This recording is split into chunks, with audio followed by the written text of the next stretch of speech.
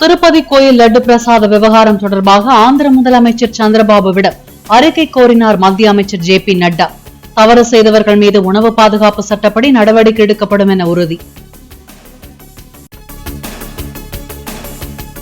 திருப்பதி கோயில் பிரசாதத்தில் விலங்கு கொழுப்பு கலந்திருப்பதாக எழுந்த புகார் தொடர்பாக கடும் நடவடிக்கை எடுக்க ஆந்திர துணை முதல்வர் பவன் கல்யாண் உறுதி. சனாதன தர்மத்தை காக்க தேசிய அளவில் வாரியம் ஒன்றை அமைக்க நேரம் வந்துவிட்டதாகவும் வலைப்பதிவு.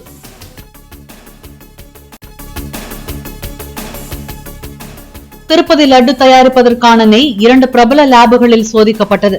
கலப்படம் உறுதியானதாக தேவஸ்தான அதிகாரி தகவல். திருப்பதி லட்டில் விலங்கு கொழுப்பு, வெஜிடபிள் ஆயில் உள்ளிட்டவை கலக்கப்பட்டது கண்டறியப்பட்டதாக செயலதிகாரி ஷியாமலா ராவ் விளக்கம். தனது ஆட்சியில் திருப்பதி லட்டில் விலங்கு கொழுப்பு கலப்படம் செய்யப்பட்டதாக கூறுவது புனையப்பட்ட கட்டுக்கதை என ஜெகன்மோகன் ரெட்டி கருத்து.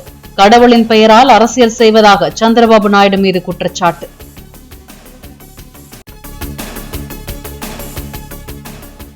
தங்களது நெய்யின் தரத்தை எங்கு வேண்டுமானாலும் நிரூபிக்க தயார் என திருப்பதி லட்டு தயாரிக்க நெய் சப்ளை செய்த திண்டுக்கல் ஏஆர் டைரி புட்ஸ் நிறுவனம் விளக்கம். நெய் தரம் குறித்து திருப்பதி தேவஸ்தானம் கேட்ட கேள்விகளுக்கு அறிவியல் பூர்வமாக பதிலளித்துள்ளதாகவும் தகவல்.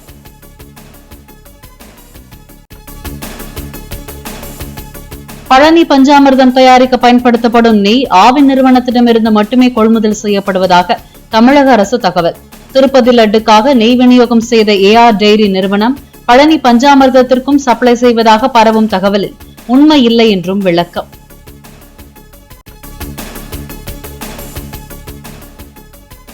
காங்கிரசும் அதன் கூட்டணி கட்சிகளும் வேண்டுமென்றே எஸ்சி, எஸ்டி மற்றும் ஓபிசி பிரிவு மக்களை முன்னேற விடவில்லை என பிரதமர் மோடி குற்றச்சாட்டு. காங்கிரசின் ஓபிசி விரோத சிந்தனை தற்போது முற்றிலும் அகற்றப்பட்டுள்ளதாகவும் மகாராஷ்டிராவில் பேச்சு. கைவினை கலைஞர்களுக்கான விஸ்வகர்மா திட்டத்தை விளக்கும் கண்காட்சியை மகாராஷ்டிராவின் வர்தாவில் பார்வையிட்ட பிரதமர் மோடி காட்சிப்படுத்தப்பட்ட கைவினை பொருட்கள் குறித்து தயாரித்தவர்களிடம் கேட்டறிந்தார்.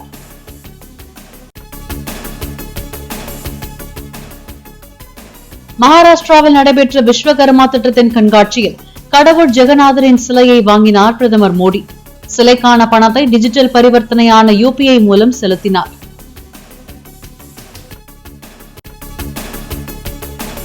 தமிழ்நாடு அரசால் அறிவிக்கப்பட்ட திட்டங்களின் தற்போதைய நிலை குறித்து முதலமைச்சர் மு.க. ஸ்டாலின் ஆலோசனை.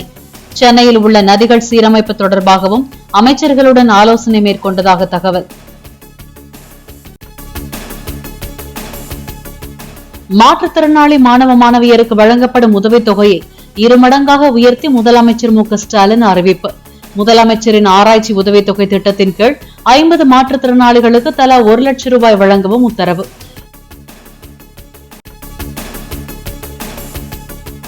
அரசின் மீது கோபத்தின் உச்சியில் உள்ள மக்களின் கவனத்தை திசை திருப்ப SP வேலுமணி மீது வழக்கு பதியப்பட்டுள்ளதாக எடப்பாடி பழனிசாமி விமர்சனம். பொய் வழக்கு போட்டு அதிமுகவை முடக்க நினைக்கும் திமுக அரசின் சவாலை சட்டப்படி எதிர்கொள்ள தயார் என்றும் அறிக்கை.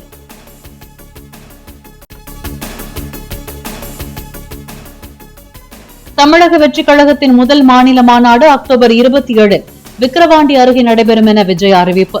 கட்சியின் கொள்கைகள் மற்றும் அதை சார்ந்த செயல் திட்டங்கள் அன்றைய தினம் பிரகடனப்படுத்தப்படும் என அறிக்கை. சென்னை ராயப்பேட்டையில் அதிமுக தலைமை அலுவலகத்திற்கு எதிரே நடைபெறும் மழைநீர் வடிகால் பணிகளை ஆய்வு செய்தார் அமைச்சர் உதயநிதி ஸ்டாலின். நெடுக்குப்பத்தில் மேம்படுத்தப்பட்ட மீன் சந்தை அங்காடி மற்றும் உள்விளையாட்டு அரங்கத்தையும் திறந்து வைத்தார். உதயநிதி ஸ்டாலின் துணை முதலமைச்சர் ஆவாரா என ரஜினியிடம் கேள்வி எழுப்பிய செய்தியாளர்கள் அரசியல் குறித்த கேள்விகளை என்னிடம் கேட்க வேண்டாம் என ஏற்கனவே கூறியுள்ளதாக பதில். உதயநிதி துணை முதல்வர் ஆகுறாங்க அப்படிங்கிற மாதிரி சொல்றாங்க. நீங்க எப்படி அரசியல் தெளிவு தேக்க சொல்லியிருக்கேன். அரசியல் தெளிவு தேக்க சொல்லியிருக்கேன்.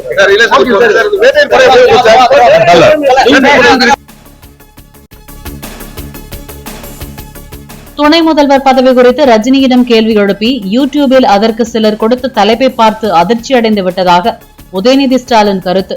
படப்பிடிப்புக்காக சென்று வந்த ரஜினியிடம் இதுபோன்ற கேள்விகளை தவிர்க்கலாம் என்றும் வலியுறுத்த போனை திறந்து யூடியூப் திறந்து பார்த்தோம். நானே பயந்துட்டேன். என்ன தெரியுமா தலைப்பு தமிழ்ல உதயநிதி துணை முதலமைச்சர் வேறாரா, ரஜினி சூப்பர் ஸ்டார் ரஜினிகாந்த் ஆவேசம். அவர் பிளைட்டுக்கு டைம் ஆச்சுன்னு நினைக்கிறேன். அவர்கிட்ட போய் நீட்டு அவர் சொல்லிட்டாரு, எங்கிட்ட இந்த அரசியலுக்கு எல்லாம் கேட்காதீங்க அப்படின்ட்டு போயிட்டாரு.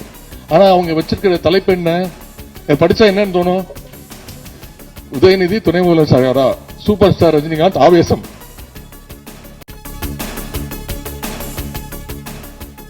சென்னை கொடுங்கையூரில் செயல்பட்டு வந்த SS ஹைதராபாத் பிரியாணி கடையில் சிக்கன் சாப்பிட்டவர்களுக்கு உடல்நலம் பாதிக்கப்பட்டதாக எழுந்த புகார். உணவு பாதுகாப்புத்துறை அதிகாரிகளின் சோதனையில் தரமற்ற முறையில் உணவு தயாரித்தது தெரிய வந்ததை அடுத்து பிரியாணி கடைக்கு சீல்.